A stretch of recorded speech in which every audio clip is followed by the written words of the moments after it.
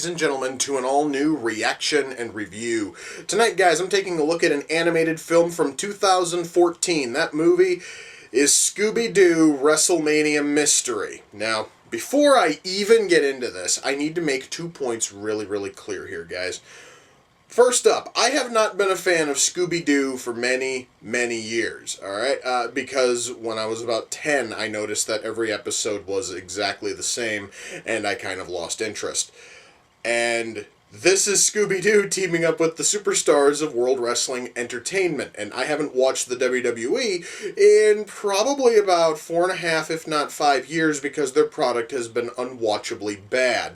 So when we take these two things and we put them together in a movie, I am not expecting something good here. In fact, I am expecting the absolute opposite of good. This thing is probably going to suck, and it's going to suck hard. Allow me to try to summarize the plot for you as I've been able to piece two together. Somehow, some way, the WWE was able to build their own city. It's creatively called WWE City. And the ghost of a wrestling bear is terrorizing the city, so now Scooby and the gang must team up with the superstars of the WWE to try to thwart the ghost of this wrestling bear before he can wreak any more havoc on WWE City. I couldn't make that kind of stupid bullshit up if I fucking tried, yet that is the plot to this movie. Again, guys, I am in no way expecting this to be good. I honestly am just curious how horrible and how stupid this thing is going to genuinely get. And the only way I'm going to find out is if I shut up and I push play, and I'm going to do that right now. So, without further ado, it's time to kick back, relax, and check out Scooby Doo WrestleMania Mystery.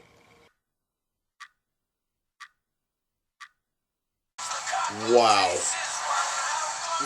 And apparently the music in Scooby-Doo has gotten drastically worse, guys. I mean, because I honestly happen to remember the songs that would sometimes play in the old show being shit. This is vastly worse. This is shit. So let me see if I understand this. So John Cena carries a pack of VIP tickets every time he goes out on a jog, just so he can just give them to random, passers fucking by. Okay. I don't know what kind of sense that makes, but then again, so far nothing here has made sense.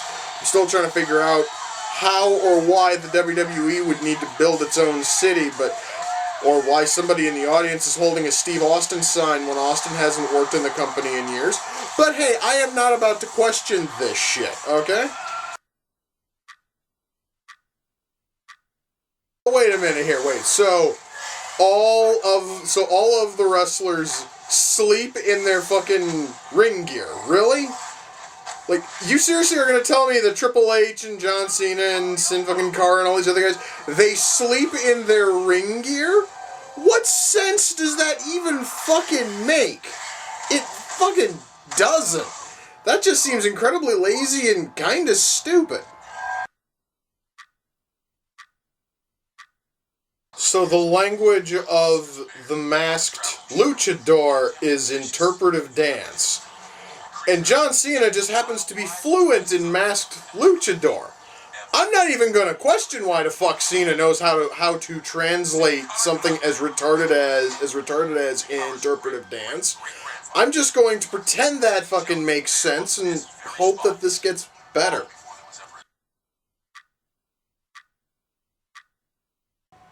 WWE City law states that anyone accused of a crime can compete in the ring for a chance to win their freedom. Are you fucking serious? I have the power to give you that. WWE City law. One competitor left. I didn't even know that cities in the U.S. were able to create our own laws, which were completely far and away different from what the rest of the country has. Much less one where you get to fight for your freedom. That honestly sounds like the kind of law you'd get in some fucking post-apocalyptic film. This thing is making less and less sense with every passing second, and I'm getting really sick of this, guys. I genuinely knew that this thing was going to suck, but I thought there'd be at least some fucking redeeming qualities to it, you know what I mean? Sin Cara would tarnish the entire legacy of WWE. No, dude, this fucking movie is tarnishing the legacy of fucking WWE. God, guys, I cannot wait for this fucking movie to end. So, a last man standing match between Kane and Shaggy and Scooby ends when Scooby pins the Ghost Bear. Sure. Why? Sure. Just why the fuck not?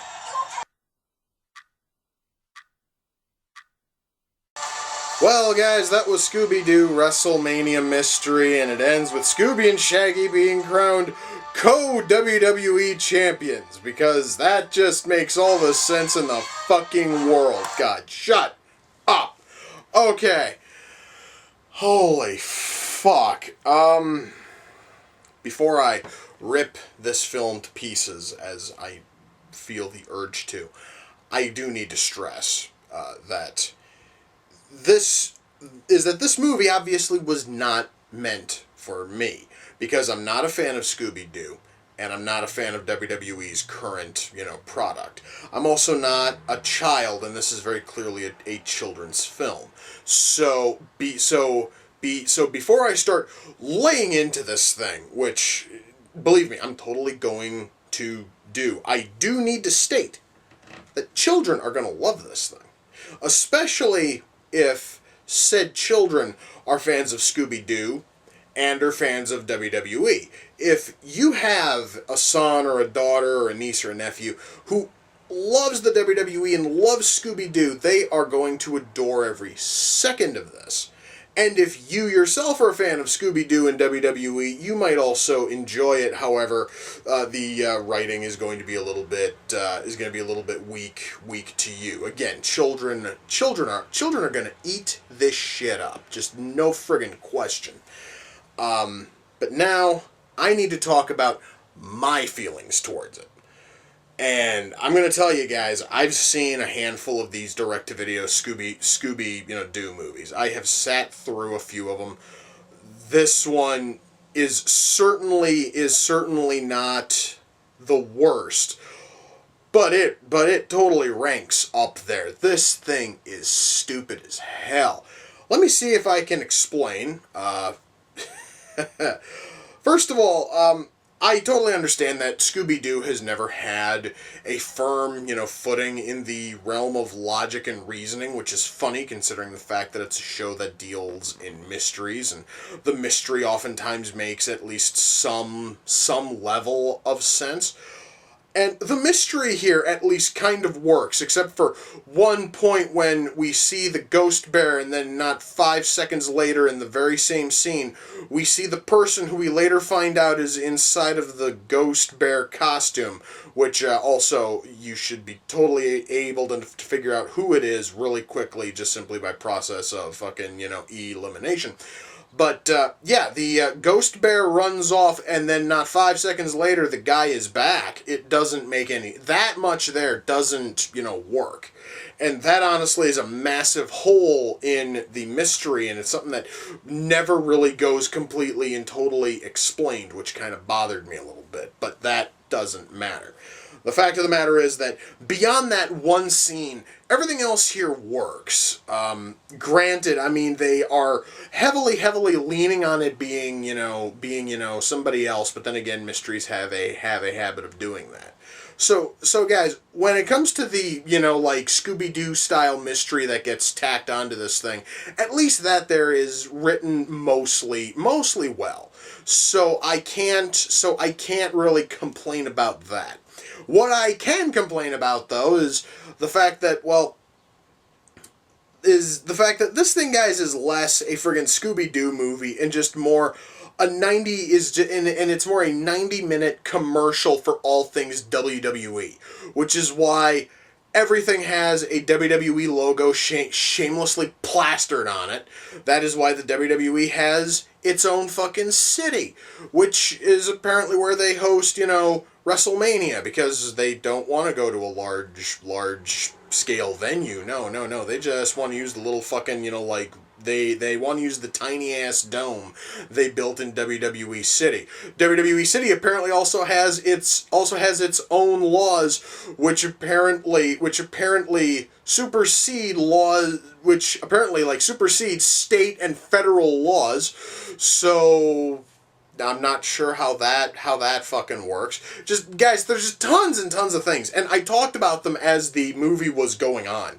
That just made no sense at all. And the movie made no effort to even attempt to make sense out of any of it.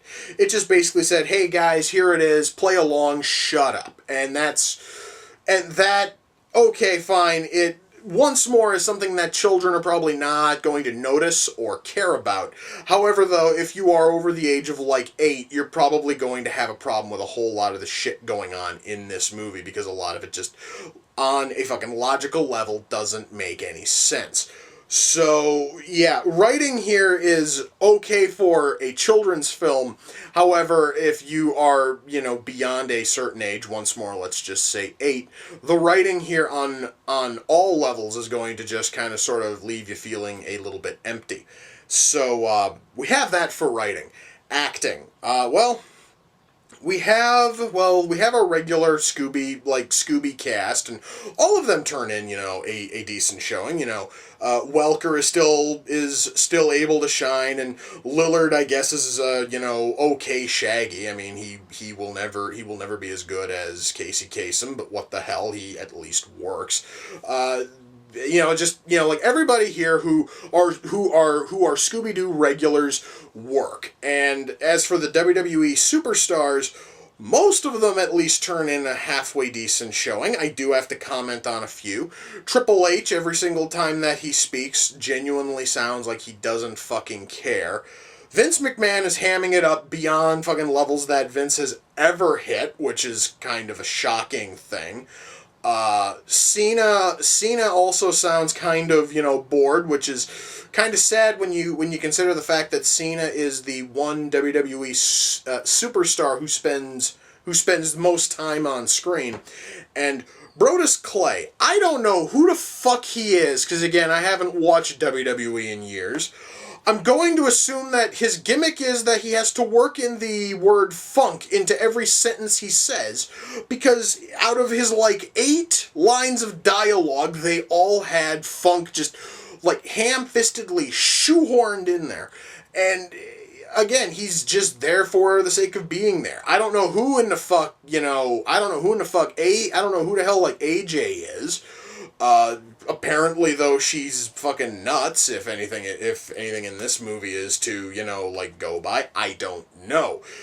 And apparently, luchadors don't have to speak. So even though Sin fucking Cara gets a ton of screen time, he doesn't say anything because he speaks through interpretive dance, which John Cena just happens to be fluent in. Again, that is one of those, that there is one of those, logical potholes this movie leaves and just refuses to fill in. Anyway, acting here, again, now, like I said, the acting here is kind of sort of a mixed bag. It really would have been nice if we'd have gotten more dialogue from more of the featured WWE stars we see on camera. Because, okay, guys, we see fucking Jimmy Hart, and we see Sergeant Slaughter, and we see Jerry Lawler. None of them speak. The Big Show shows up, and he doesn't have any friggin' speaking lines. It's so you are gonna fill it with fucking no-namers like Brodus Clay and AJ, but you're not gonna put, but you are gonna feature legends and then not have them speak. What the fuck could Jimmy Hart, Jerry Lawler, and Sergeant Slaughter have been doing to not walk into a booth, say 4 or 5 lines of fucking dialogue, and call it a fucking day? I mean, that honestly would have maybe made this a little bit better. And the fact that Jerry Lawler is not in this thing at all means that every time that we are, witness to a WWE match in this film, the only person on commentary is Michael fucking Cole. And I cannot think of a worse hell than having to watch a match called solely by Michael Cole and nobody else.